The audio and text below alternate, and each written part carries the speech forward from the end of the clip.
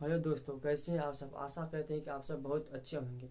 इससे पहले वीडियो में हम इसका बेसिक कॉन्सेप्ट बता देते। आज हम ऑब्जेक्टिव लेकर आए हैं कि कैसे कैसे उस टॉपिक से ऑब्जेक्टिव बनेगा या कैसे कैसे पूछा जाएगा, उसको आज हम देखेंगे। आज ये क्लास बहुत इंपॉर्टेंट होने वाला है, इसीलिए इसे थोड़ा ध्यान से देखिएगा। देखिए, पहला ऑब्जेक्टिव बनता है प्राकृतिक संख्या से कि दो क्रमागत प्राकृतिक संख्या का मौसम कितना होता है। तो दो क्रमागत प्राकृतिक संख्या का मौसम एक होता है। यहाँ देखिए, क्रमागत का मतलब होता है लगातार, यानी एक लेंगे तो दो लेंगे और दो के बाद तीन लेंगे, ठीक। यानी क्रमागत मतलब लगातार, जब लगातार लेके निकालेंगे उसका मौसम, तो मौसम कितना आएगा, तो एक आएगा, ठीक। क्लियर है तक। और देखिए एक और इससे ऑब्जेक्टिव बनता है कि प्राकृतिक संख्या कभी भी माइनस में नहीं होगा। प्राकृतिक संख्या कभी भी माइनस में नहीं होगा।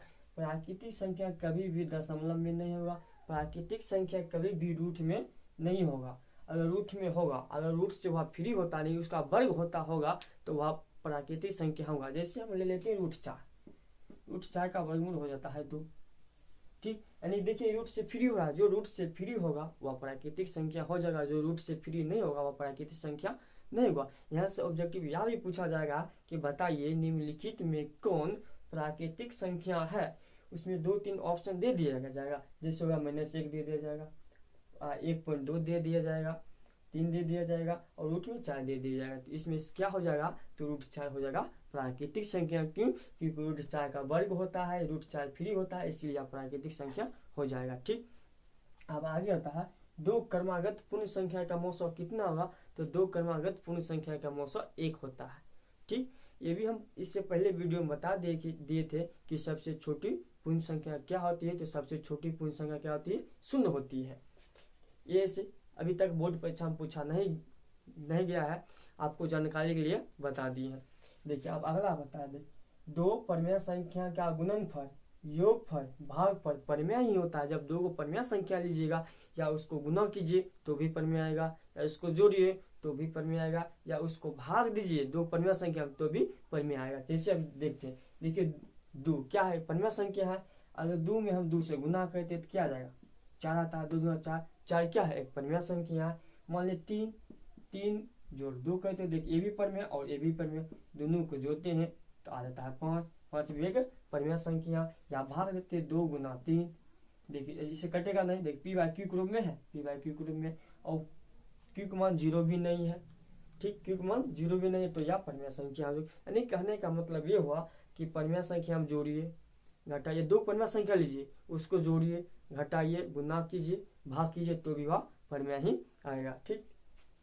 अब देखिए सबसे इम्पोर्टेंट क्वेश्चन ये होता है कि दो परिमेय संख्या के बीच कितनी परिमेय संख्या हो सकती है। तो दो परिमेय संख्या के बीच अनंत परिमेय संख्या हो सकती है। दो परिमेय संख्या के बीच कितनी परिमेय संख्या हो सकती है, तो दो परिमेय संख्या के बीच अनंत परिमेय संख्या हो सकती है। एक कई बार बोर्ड परीक्षा में पूछा गया क्वेश्चन है।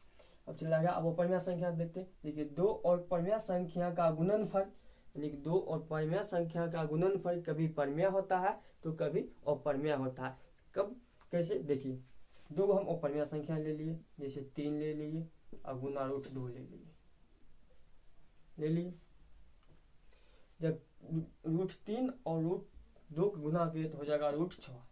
बताए √6 एक परिमेय संख्या है नहीं, या अपरिमेय संख्या नहीं। कहने का मतलब ये हुआ कि दो को अपरिमेय संख्या के गुना करेंगे तो वह कभी परिमेय आएगा और कभी अपरिमेय आएगा, ठीक। जैसे देखिए ये तो अपरिमेय आ गया, अपरिमेय कब आएगा, देखिए √3 गुना √3 करेंगे तो क्या होगा, √9 हो जाएगा।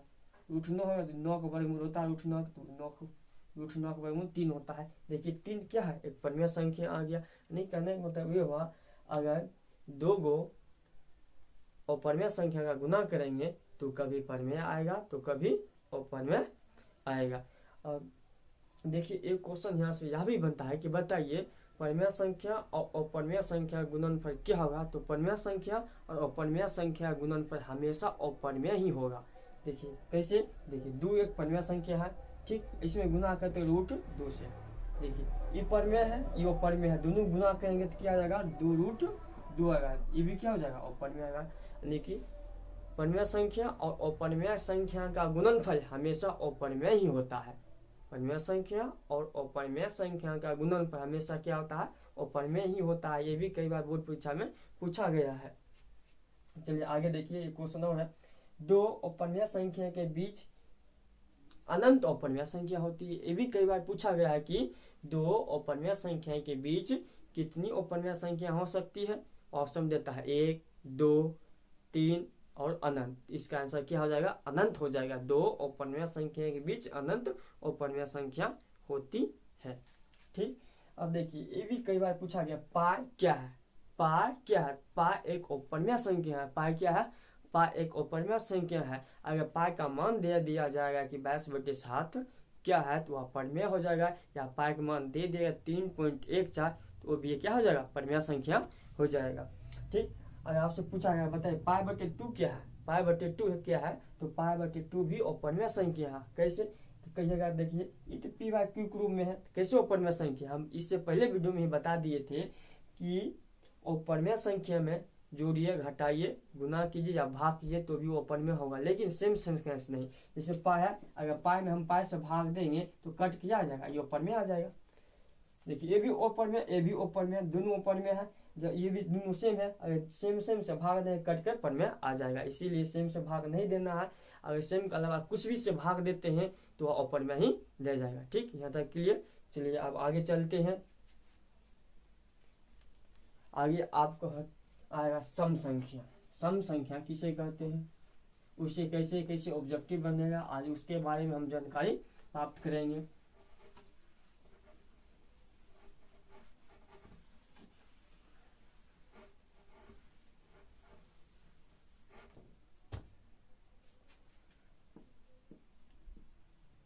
सम संख्या, जिसका इंग्लिश होता है इवेन नंबर। Even number. चलिए इसका डिफिनेशन तो नहीं लिखेंगे, बोल देते हैं। अगर आपको लिखना है तो लिख सकते हैं। सम संख्या वैसी प्राकृतिक संख्या जो 2 से पूरा पूरा कट जाए उसे सम संख्या कहते हैं। या इसका डिफिनेशन या भी बोल सकते हैं, वैसी संख्या जो 2 से पूरा पूरा कट जाए या 2 से पूरा पूरा विभाजित हो जाए उसे क्या कहते हैं? सम संख्या कहते हैं। जैसे एग्जाम्पल के लिए, फॉर एग्जाम्पल देखिए, 2 हो जाएगा, 4 हो जाएगा, 6 हो जाएगा, 8 हो जाएगा, 10 डॉट डॉट डॉट अनंत तक हो जाएगा। ठीक, देखिए ये 2 कट रहा है, ये 2 कट रहा है। जब ये 2 कट रहा है तो ये सम संख्या हो जाएगा। ये भी 2 कट रहा है, हाँ ये भी 2 कट रहा है। जब ये 2 से कट रहा है तो यह सम संख्या हो जाएगा। देखिए ये भी 2 से कट रहा है, हाँ ये भी 2 से कट रहा है तो यह क्या हो जाएगा? सम संख्या हो जाएगा। अगर आपसे पूछा जाए कि बताइए सबसे छोटी सम संख्या क्या है, तो सबसे छोटी सम संख्या क्या है? 2 है। सबसे छोटी सम संख्या क्या है? तो 2 है। सबसे छोटी सम संख्या क्या है? तो 2 है। अगर आपसे पूछा कि बताइए 2 लगातार सम संख्या का मौसम कितना होता है, या पूछा जाए 2 क्रमागत सम संख्या का मौसम कितना होता है, तो 2 क्रमागत सम संख्या का मौसम 2 होता है। कैसे? चलिए इसके बारे में प्रूव्ड कहते हैं। जैसे 2 ले लिए, 4 ले लिए, 2 लगातार ले लिए क्रमागत, इसको मौसम कहते हैं। देखिए 2 दूना 4, 2 दूना 4, कट गया, कट गया तो इसका मौसम कितना आ गया? 2। हमें हर हमेशा मौसम बामा वाला होता है, इडेना वाला नहीं होता है, बामा वाला। कितना? मौसम बराबर 2। मौसम बराबर 2। ये भी कई बार पूछा गया है कि बताइए 2 क्रमागत मौसम, 2 क्रमागत सम संख्या का मौसम कितना होता है? 2 क्रमागत सम संख्या का मौसम कितना होता है? तो 2 क्रमागत सम संख्या का मौसम कितना होता है? 2 होता है। ठीक, 2 क्रमागत सम संख्या का मौसम कितना होता है? तो 2 क्रमागत सम संख्या का मौसम 2 होता है। ठीक, समझ गए। अब चलते हैं विषम संख्या पर। विषम संख्या, विषम संख्या जिसका इंग्लिश होता है ward number. Ward number, ward ward number. अब विषम संख्या किसे कहते हैं? चलिए आज हम इसका डिफिनेशन बताते हैं। वैसी प्राकृतिक संख्या जो 2 से पूरा पूरा नहीं कटे, वैसी प्राकृतिक संख्या जो 2 से पूरा पूरा नहीं कटे उसे क्या कहते हैं? विषम संख्या कहते हैं। फॉर एग्जाम्पल देखिए, जैसे 1 हो जाएगा, 3 हो जाएगा, 5 हो जाएगा, 7 हो जाएगा, 9 हो जाएगा, dot dot dot dot infinity तक हो जाए। अगर आपसे पूछा जाए कि बताइए सबसे छोटी विषम संख्या क्या है, तो सबसे छोटी विषम संख्या 1 है। ठीक, सबसे छोटी विषम संख्या क्या है, तो सबसे छोटी विषम संख्या 1 है। अगर आपसे पूछा जाए कि बताइए दो लगातार विषम संख्या का मौसम कितना होता है, तो दो लगातार विषम संख्या का मौसम भी 1 होता है। कैसे, चलिए आज इसको हम प्रूव करते। देखिए 2 ले लिए लगातार, 3 और 5 ले लिए, 3 और 5 ले लिए, इसको मौसम निकालते, फिर एक बार लगाएंगे 3, 2 बच जाएगा, फिर 3 यहाँ पर उतरेगा। नहीं, मौसम मतलब ये होता है जब तक पूरा पूरा कटेगा नहीं तब तक छुड़ेंगे नहीं। 2 एकम 2, 2 लगा दी, 3 में से 2 गया 1, 3 में से 2 गया 1, अभी 2 यहाँ पर लिख दिए, 2 एकम 2 कट गया, तो मौसम कितना आ गया, 1 आ गया। यानी कि 2 लगातार विषम संख्या का मौसम कितना होता है, तो 2 लगातार विषम संख्या का मौसम 1 होता है। 2 लगातार विषम संख्या का एचसीएफ कितना होता है, तो 1 होता है। 2 लगातार विषम संख्या का एचसीएफ कितना होता है, तो 1 होता है। ठीक, यहाँ तक क्लियर। चलिए अब आगे चलते हैं। आगे है आपका अभाज्य संख्या। अभाज्य संख्या जिससे ऑब्जेक्टिव बहुत ज्यादा इससे पूछा जाता है, अभाज्य संख्या से ऑब्जेक्टिव। अभाज्य संख्या,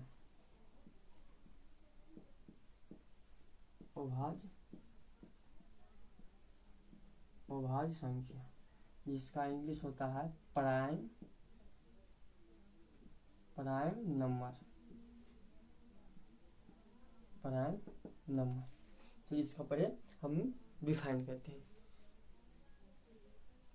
वैसी संख्या जो 1 अथवा स्वयं से विभाजित हो, वैसी संख्या जो 1 अथवा स्वयं से विभाजित हो उसे अभाज्य संख्या कहते हैं। या इसका दूसरा डेफिनेशन यह भी हो सकता है जिसका गुणनखंड केवल 2 हो, जिसका गुणनखंड केवल 2 हो उसे भी अभाज्य संख्या कहते हैं। कैसे, देखिए जैसे हो गया 2, देखिए ये 1 से ही कटेगा और स्वयं से ही कटेगा, जैसे हो गया 3, ये 1 से भी कटेगा और स्वयं से ही कटेगा, जैसे 5 हुआ, 5 1 से ही कटता है और स्वयं से ही कटेगा, जैसे हो गया 7। सब क्या है, अभाज्य संख्या है। जैसे हो जाएगा 11 हो जाएगा, 13 हो जाएगा, 17 हो जाएगा। यह एक ऐसी संख्या है जो 1 से कटेगा और स्वयं से ही कटेगा। इसका गुणनखंड भी 2 होगा। कैसे गुणनखंड 2 होगा, देखिए हम 2 क्या लिख सकते हैं, 1 गुना 2 लिख सकते हैं, या 2 गुना 1 लिख सकते हैं। कितना का गुणनखंड है, 2 हुआ।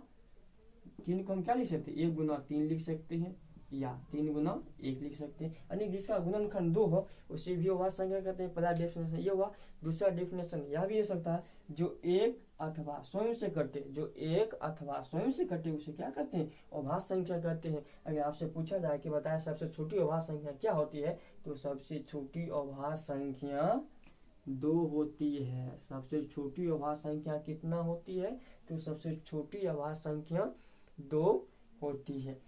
यदि आपसे पूछा जाए कि बताइए 2 क्रमागत अभाज्य संख्या का मौसम कितना होगा, तो 2 क्रमागत अभाज्य संख्या का मौसम भी 1 ही होगा। 2 क्रमागत अभाज्य संख्या का मौसम कितना होगा, तो 2 क्रमागत अभाज्य संख्या का मौसम भी 1 होगा। कैसे, चलिए इसको हम प्रूव करते हैं। आपका मन है कोई भी अभाज्य संख्या 2 लिख सकते, लेकिन लगातार ही लीजिएगा। हम लेते हैं 13 औसत्या लेते हैं, चल निकालते हैं। 13 औसत्या का मौसम निकालते, एक बार लग गया 13, 4 बच जाएगा, फिर 13 यहाँ पर लिख देंगे, 4 13 12, 1 खत्म, ये 4 आ गया, 4 एकम 4 कट गया, तो मौसम कितना आ गया, एचसीएफ इजिकल टू 1। यानी एचसीएफ का मतलब यह होता है कि उसमें शेष नहीं रहना चाहिए, पूरा पूरा कटना चाहिए। देखिए पहले 13 था, 13 में 7 एचसीएफ के एक बार लगाए तो 4 बच गया, फिर 13 यहाँ पे लिखे, ठीक, फिर 4 13 12, फिर 13 में से बढ़ा गया 1 बचा, फिर ये छोड़ के यहाँ पे लिखे, ये 4 को यहाँ पे लिखे, तो 4 एकम 4 कट गया। जब तक शेष 0 नहीं आएगा तब तक देते रहेंगे, तब तक भाग देते रहेंगे। जब 0 आ जाएगा तो इसका जो बामा साइड होगा वही एचसीएफ होगा। इसका बामा साइड क्या है, 4 है, तो सॉरी इसका बामा साइड 1 है, तो 1 की हो जाएगा एचसीएफ हो जाएगा। ठीक, समझ गए। यानी कि अगर पूछा जाए कि दो क्रमागत अभाज्य संख्या का मौसो कितना होगा, तो दो क्रमागत अभाज्य संख्या का मौसो 1 होगा। ठीक, देखिए यहाँ से ऑब्जेक्टिव एक और बनता है, ऑब्जेक्टिव चाहिए, ध्यान से देखिएगा। अगर आपसे पूछा जाए यदि P एक अभाज्य संख्या है तो रूट P क्या होगा, रूट P क्या होगा, रूट P क्या होगा। देखिए क्या कहता है, यदि P एक अभाज्य संख्या है तो रूट P क्या होगा। हम जानते हैं अभाज्य संख्या किसे कहते हैं, जो एक अथवा शून्य से विभाजित हो उसे अभाज्य संख्या कहते हैं। जैसे होगा 2 हो जाएगा, 3 हो जाएगा, 5 हो जाएगा, 7 हो जाएगा, 11 हो जाएगा, ये सब क्या है अभाज्य संख्या। क्या कहते हैं, यदि P एक अभाज्य संख्या हो, अभाज्य संख्या 2 है, 3 है, 4 है, तो रूट P क्या होगा, तो रूट P की जगह हम क्या 2 लिख सकते हैं। रूट 2 क्या है, अपरिमेय संख्या है, और रूट हम 3 भी लिख सकते हैं। रूट 3 क्या है, अपरिमेय संख्या है। तो इस आपसे पूछा जाए यदि रूट P एक अभाज्य संख्या है तो रूट P क्या होगा, तो रूट P हर हमेशा अपरिमेय ही होगा। ठीक है, यदि आपसे पूछा जाए कि यदि P एक अभाज्य संख्या है तो रूट P क्या होगा, तो रूट P एक अपरिमेय संख्या होगा हमेशा, ये कभी भी परिमेय नहीं होगा। यदि आपसे यह भी पूछा जाए कि बताइए कि P की जगह आप E दे दे, यहाँ अभाज्य संख्या ना, यहाँ सम संख्या दे दे, यहाँ पर सम संख्या दे दे, तब क्या होगा। देखिए क्या होगा, हम जानते हैं सम संख्या एग्जाम पर क्या था, 2 होता है, 4 होता है, 6 होता है, 8 होता है। ठीक, यदि ई एक सम संख्या है तो रूट ई क्या होगा, एक जगह आप 2 रखेंगे, हम जानते हैं 2 एक अपरिमेय संख्या तो अपरिमेय संख्या होगा। फिर 2 के बाद क्या है 4 है, तो एक जगह आप 4 रखेंगे, हम जानते हैं 4 के वर्ग में क्या होता है 2 हो जाता है, तो यह अपरिमेय संख्या होगा। इसका मतलब ये हुआ, यदि आपसे पूछा जाए कि यदि ई एक सम संख्या है तो रूट ई क्या होगा, तो रूट ई हो जाएगा, कभी सम हो, कभी परिमेय हो जाएगा, तो कभी अपरिमेय हो जाएगा। ठीक, यहाँ तक क्लियर। चलिए आज के लिए बस इतना ही। जय हिंद, जय भारत। बस ध्यान से पढ़िए, बस अपने आप पर भरोसा रखिए। Believe yourself, anything is possible. अपने आप पर भरोसा रखिए, हर चीज संभव हो जाएगा। ठीक, जय हिंद, जय भारत।